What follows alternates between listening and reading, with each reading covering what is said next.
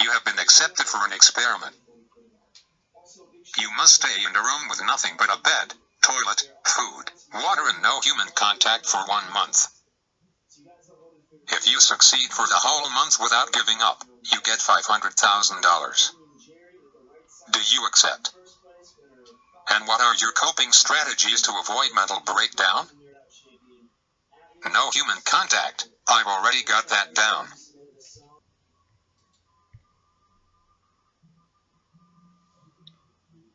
What are some red flags for teachers that scream drop this class immediately?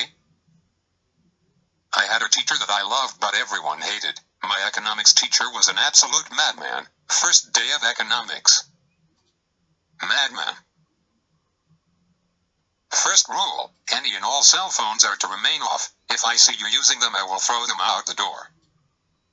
Cell phone rings. It's his. Madman looks at class, grabs the cell phone and throws it out the door. Madman. Didn't need to talk to my wife anyway.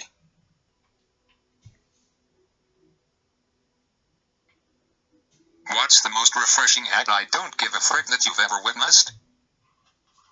In high school, a friend of mine got piss-loaded drunk. I mean, it's a miracle he didn't end up in hospital.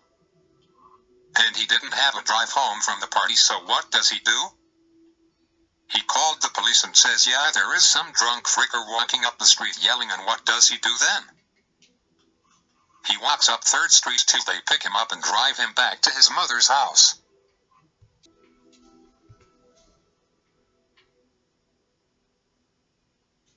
In 30 minutes' time, a hungry tiger will appear in your current room. You cannot leave the room until there is a victor. What can you do to prepare? Remove any metal buttons from my clothing so that it doesn't hurt the tiger's teeth or digestive system.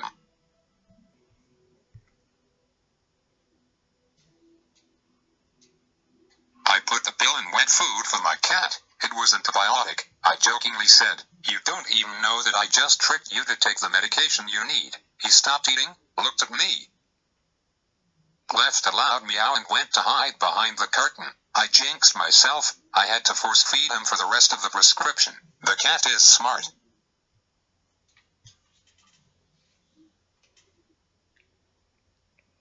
One day my sister was riding in my convertible. She wore a tank top since it was 102 degrees outside. We drove 2 counties over and back running errands.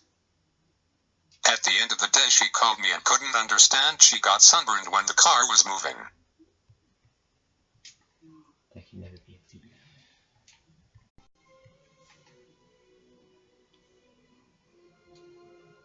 Door opened by a naked sexy girl.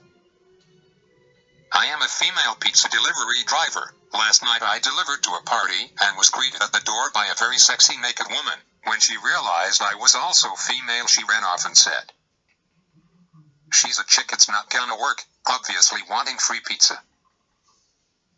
Not only did I get to check out the chick, I got a $18.50 tip. I was a very happy girl.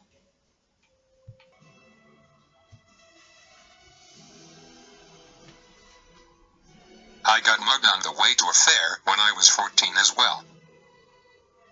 I had 5 pounds and they took it from my coat, a rather distinct and nasty one my parents brought me I well had.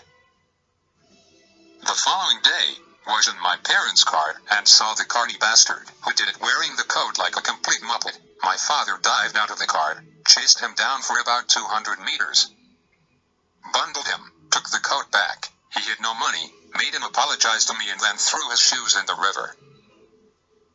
Then the following day, the carny's parents scouted the town looking for my father's car and promptly baseball batted the windows out and half the body panels. Now, not being one to put up with it sort of shit, my father stabbed a load of their tires. He was the town tire dude at the time. He promptly refused to sort them when they turned up requiring new tires. Plus the council fined them for staying too long, so they were mighty pissed. So they broke in that night, stole half the tires and torched the place.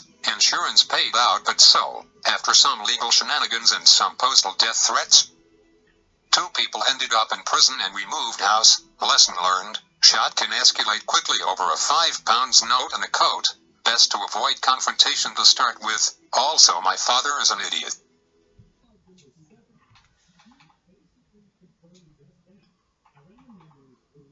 I've seen a mugging go terribly wrong once.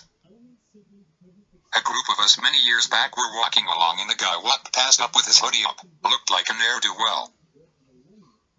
A few seconds later we hear frick off. Turned round to see him holding a guy by the scruff of his coat against the railings next to the river. He just kept yelling at him to give him his stuff and trying to push him over a railing. A bit of a scuffle. Your man grabs our would-be mugger by the wrist and snaps his little finger back. We all heard the snap. Mugger is now on the floor crying. But your man isn't finished yet. Oh no. He rifles through our would-be mugger's pockets and throws his keys in the river, smashes his phone on the pavement and into the river, empties his wallet, takes the cash, snaps the cards in half, throws them into the river, throws the wallet into the river, but not before removing our would-be mugger's driving license, both photo card and paper butt, which has his address on it. By now we've moved a little closer. Your man is slapping would-be mugger in the face, telling him that he knows where he lives, because of the driving license, and will come to find him someday.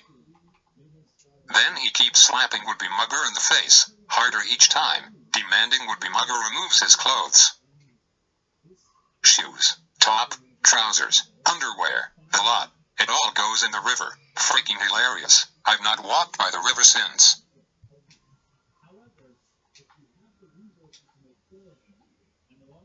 The Flat Earth Society has members all around the globe. Say that again, but slowly.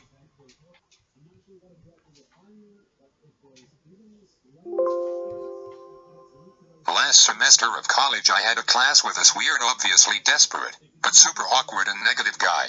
He acted really fake to boot. He always tried talking to me, but his intentions were super obvious. Also known as women are not human. They are this elusive thing, and I need to catch one of them.